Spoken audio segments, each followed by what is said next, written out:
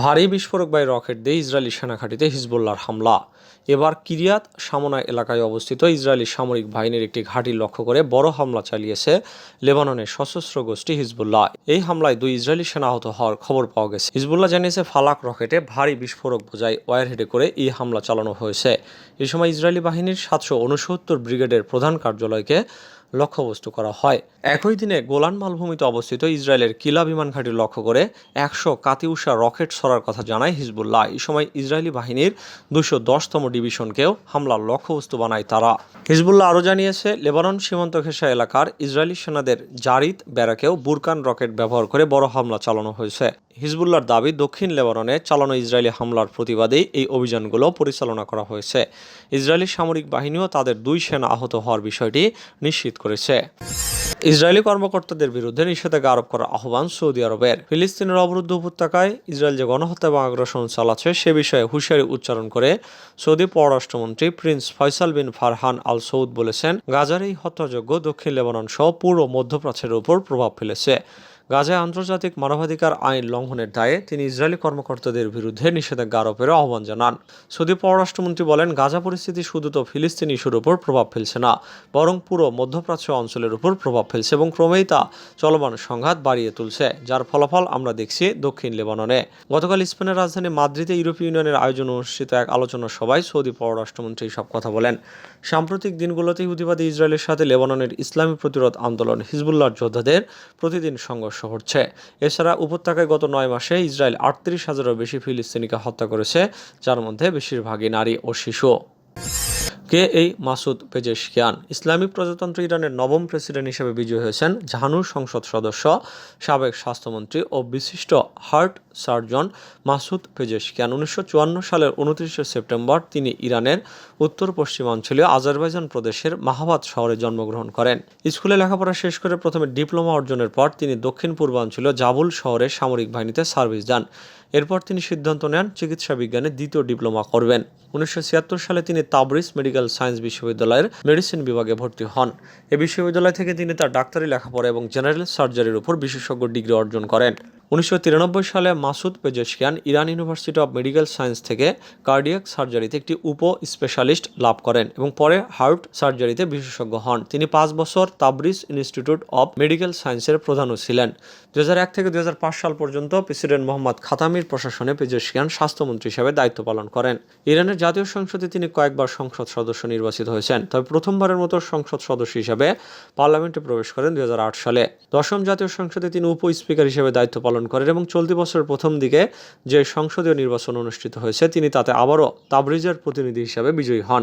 এর আগে তিনি 2বার প্রেসিডেন্ট নির্বাচনের প্রতিদ্বন্দ্বিতা করেছেন। চলতি বছর মাসুদ পেজেশকিয়ান ইরানের প্রেসিডেন্ট নির্বাচনের দৌড়ে শামিল হন। নির্বাচনে তিনি ন্যায় বিচার, ঐক্য এবং সমন্বয়ের উপর গুরুত্ব দিয়েছেন। ফের অসংলগ্ন বাইডেন, নিজেকে বললেন প্রথম কৃষ্ণাঙ্গ নারী প্রেসিডেন্ট। কয়েকদিন আগে ডোনাল্ড ট্রাম্পের সঙ্গে বিতর্কে কথা জড়িয়ে গিয়েছিল মার্কিন প্রেসিডেন্ট জো বাইডেনের। সেই সময় বাইডেনের কর্মদক্ষতা নিয়ে উঠেছিল প্রশ্ন, আর এবার আবার অসংলগ্ন কথা বলে নিজের উপর প্রশ্নের মুখে ফেললেন বাইডেন। এই আবহে আদৌ তিনি আসন্ন নির্বাচনে ডেমোক্রেটিক প্রার্থী হওয়ার যোগ্য কিনা তা নিয়ে নতুন করে আলোচনা বিতর্ক শুরু হয়েছে। রিপোর্ট অনুযায়ী এক ইন্টারভিউতে বাইডেন বলেন, আমেরিকার প্রথম কৃষ্ণাঙ্গ প্রেসিডেন্টের সঙ্গে কাজ করা প্রথম কৃষ্ণাঙ্গ নারী আমি। খুব সম্ভবত তিনি ওবামা জমানায় তার ভাইস প্রেসিডেন্ট থাকার কথাটির সঙ্গে কমলা হ্যারিসের ভাইস প্রেসিডেন্ট হওয়াকে গুলিয়ে এই ভুলটি করেছিলেন। সোশ্যাল মিডিয়া এক্স হ্যান্ডেলে পোস্ট করা হয়েছে তার সাক্ষাৎকারটির অংশ। এখানেই তাকে বলতে শোনা যায়, যাই হোক আমি গর্বিত, যেমন আমি বলেছি যে প্রথম ভাইস প্রেসিডেন্ট, প্রথম কৃষ্ণাঙ্গ নারী এবং একজন কৃষ্ণাঙ্গ প্রেসিডেন্টের সঙ্গে কাজ করেছেন। সুপ্রিম কোর্টে প্রথম কৃষ্ণাঙ্গ নারীর জন্য গর্বিত। সাক্ষাৎকারটিতে এরকমই সব বিভ্রান্তকর কথা বলতে শোনা যায় মার্কিন প্রেসিডেন্টকে। নিজেকে একজন কৃষ্ণাঙ্গ প্রেসিডেন্টের সঙ্গে কাজ করা প্রথম কৃষ্ণাঙ্গ নারী বলেও উল্লেখ করেছেন তিনি। এর আগে প্রেসিডেন্সিয়াল ডিবেটে ডোনাল্ড ট্রাম্পের সামনে বাইডেনের আচরণ, তার ভাষণ ডেমোক্র্যাটদের মুখ পুড়িয়েছে। বিশ্বের অন্যান্য দেশেও এ নিয়ে নানান ঠাট্টা তামাশা হয়েছে বর্ষিয়ান এই নেতাকে নিয়ে। আর্জেন্টিনার দ্বীপপুঞ্জ থেকে 50 কোটি ব্যারেল তেল চুরি পরিকল্পনা করছে ব্রিটেন ও ইসরায়েল। ব্রিটিশ সরকার আর্জেন্টিনার মালভিনাস দ্বীপপুঞ্জের উপর কর্তৃত্ব বজায় রেখে এখন সেখান থেকে কমপক্ষে 50 কোটি ব্যারেল তেল লুট করার পরিকল্পনা করছে। ব্রিটিশ সরকারের একটি প্রতিবেদনের বরাদে দ্য টেলিগ্রাফ পত্রিকা লিখেছে, ব্রিটেন দক্ষিণ আমেরিকায় অবস্থিত মালভিনাস দ্বীপপুঞ্জ থেকে কমপক্ষে 50 কোটি ব্যারেল তেল উত্তোলনের পরিকল্পনা করছে।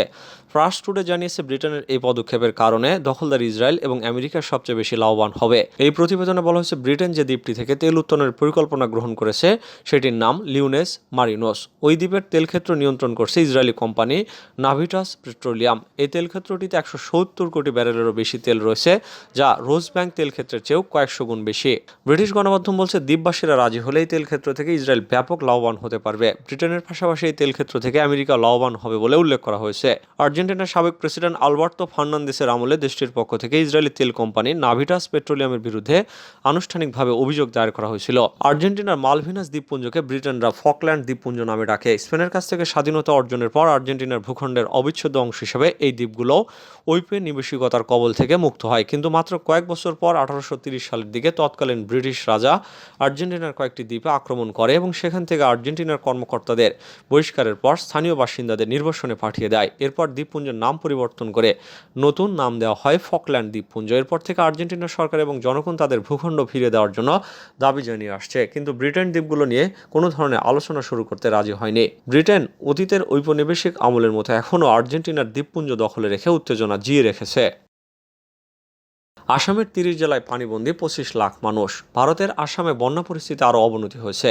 রাজ্যের সরকারি বুলেটিনে বলা হয়েছে, বন্যায় মৃতের সংখ্যা বেড়ে দাঁড়িয়েছে 56 জনে। এছাড়া 30 জেলায় পানিবন্দী হয়ে পড়েছে 25 লাখ মানুষ। ভারতীয় সংবাদ মাধ্যম দ্য হিন্দুর এক প্রতিবেদনে এই সব তথ্য জানা গেছে।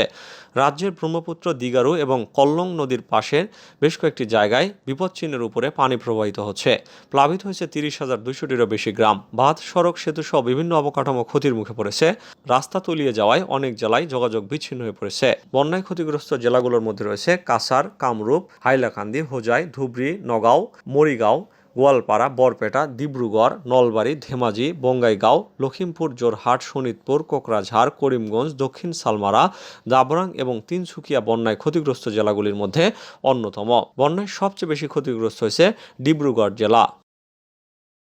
গাজায় কোনো বিদেশি সৈন্য থাকতে দেওয়া হবে না। ফিলিস্তিনি প্রতিরোধ আন্দোলন বলছে, ফিলিস্তিনের জনগণের ইচ্ছাকে অগ্রাহ্য করে এমন কোনো পরিকল্পনা গাজায় বাস্তবায়ন করতে দেওয়া হবে না।